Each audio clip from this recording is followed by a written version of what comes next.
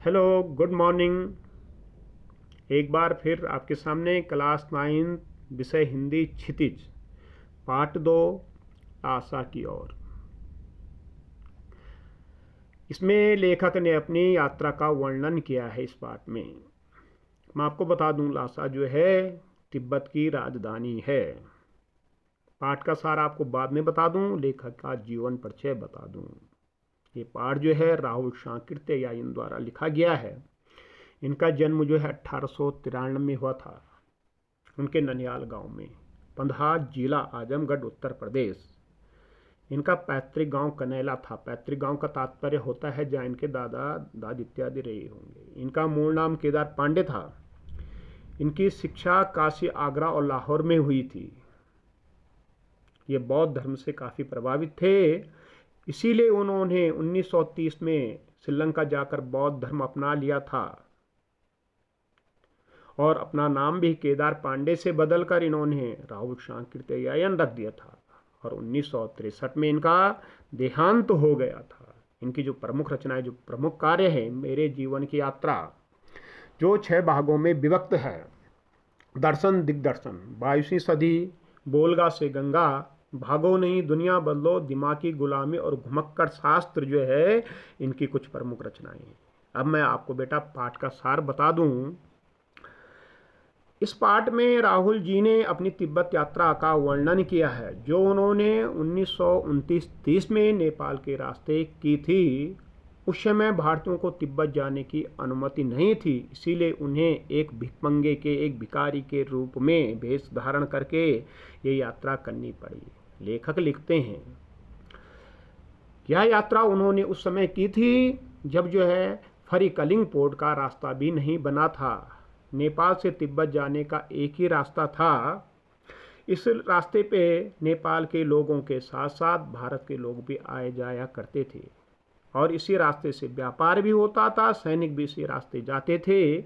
इसीलिए लेखक ने इसे मुख्य रास्ता बताया है।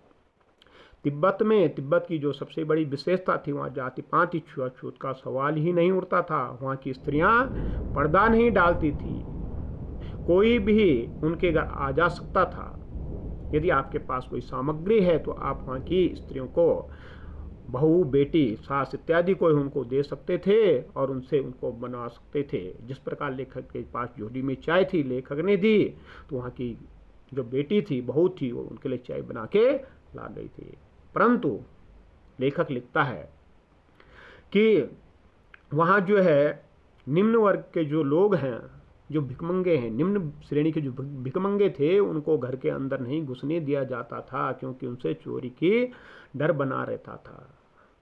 आगे लेखक लिखते हैं कि चीनी किले से जब वो चले तो उन्हें रास्ते में एक व्यक्ति राहदारी मांगने लगा। लेखक ने उसे 2 चिंटे एक प्रकार का पास होता है जो बौद्ध भिक्षु सुमति के माध्यम से और जो मजिस्ट्रेट द्वारा, वहाँ की सरकार द्वारा बनाया गया था होगा, जिसका नाम चिंटे है, वो उनको मंगोल बौद्ध भिक्षु सुमति से प्राप्त हुआ था। तो देकर वो आगे चले और जो है वो थोड़ला के आखिरी गांव पहुंच गए। एक तो लेखक भिखारी के भेष में था, दूसरा मंगोल बौद्ध भिक्षु सुमति से मित्रता होने के कारण उनको रहने की ठीक ठाक जगह मिल गई। लेखक आगे बताता है, जब 5 साल पहले लेखक इस रास्ते आया था तब एक भद्र पुरुष के भेष में आया था, सुशिक्षित भद्र पुरुष के भेष में आया था। परंतु लेखक को रहने के लिए उस समय कोई अच्छी जगह नहीं मिली। लेखक को एक झोपड़ी में ही रहना पड़ा था, क्योंकि लेखक बताते हैं कि यहाँ के लोग जो है शाम को छंज एक प्रकार का नशा होता है, उसे पीकर मस्त हो जाते थे। अगले दिन सुमति को और लेखक को एक विकट डांडा थोड़ला पार करना था, जिसकी ऊंचाई, डांडा जो सबसे ऊंचा स्थान होता है, लगभग 16-17 फीट थी और इसके चारों ओर गांव का कोई नामो निशान नहीं था। और उधर जो है चोरी का डर, लूटमाट का डर और हत्या का भय बना रहता था। अक्सर उस क्षेत्र में खून भी हो जाया करते थे। सरकार की तरफ से कोई प्रशासनिक कोई पुलिस व्यवस्था भी नहीं थी, परंतु लेखक को अपने हत्या की परवाह तो नहीं थी, क्योंकि लेखक एक भिखारी के बीच में था, पर ऊंचाई का डर बना था। क्योंकि लेखक लिखता है, जब लेखक को कभी ऐसा अनुभव होता था कि जान का खतरा है, तो लेखक निम्न श्रेणी भिखमंगा बन कुछ कुछ, जिसका मतलब दया करो दया करके ऐसा रूप धारण करके उनके सामने दिखाता था।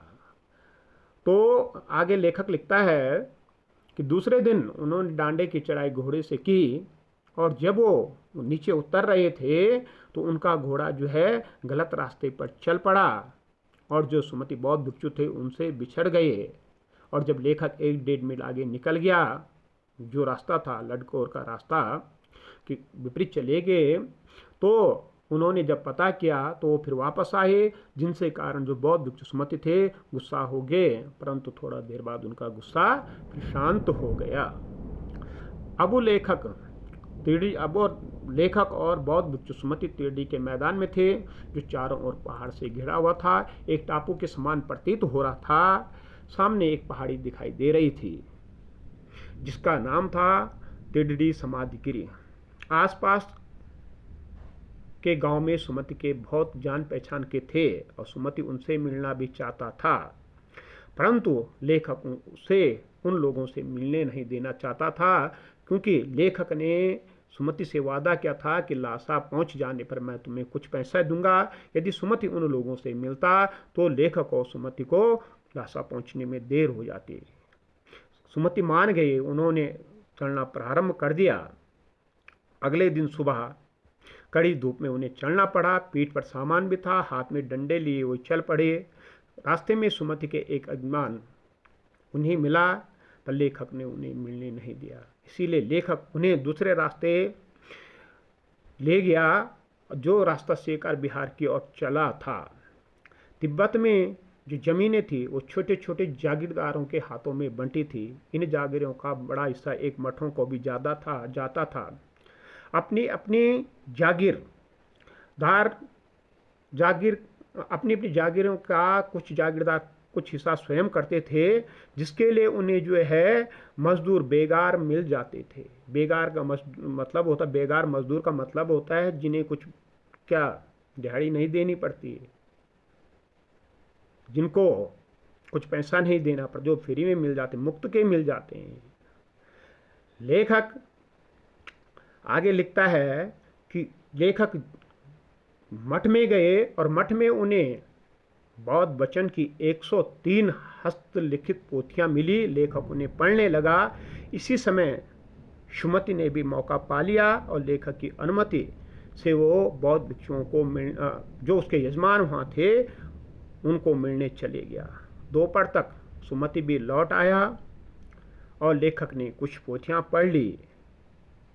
और क्योंकि वहाँ से जो तिरडी का जो उनके अंतिम यात्रा का पड़ाव था वहाँ से ज़्यादा दूर नहीं था, इसीलिए उन्होंने अपना सामान उठाया और वहाँ से जो है मठ से वो विदा लेकर चल पड़े। ये लेखक की तिब्बत यात्रा का वर्णन इस पाठ में है। ये बेटा मैंने आपको सूक्ष्म रूप से आपको पाठ का सार बताया है। इस पाठ के सार के साथ मैंने प्रश्नोत्तर, पाठ का सार, लेखक जीवन परिचय इसी के साथ टैग किया है। आप उनकी जो आपकी कॉपी बनाई है इसमें करिएगा, और जब आपका विद्यालय खुलेगा तो हम लोगों के माध्यम से वो कॉपी आपकी चेक करी जाएगी, और साथ में निरीक्षित करेंगे हम लोग उसको। तो इसके साथ ही यदि आपका पेपर होता है तो इन्हीं पाठों से कुछ पूछा जाएगा, तो आप इसका ध्यान रखिएगा। और दूसरा, प्रत्येक विषय में आपको कॉपी बनानी है, और विद्यालय खुलते ही आपके शायद पेपर प्रारंभ हो जाएंगे, इसीलिए आप घर में पढ़िए। एक बार फिर good morning, God bless you.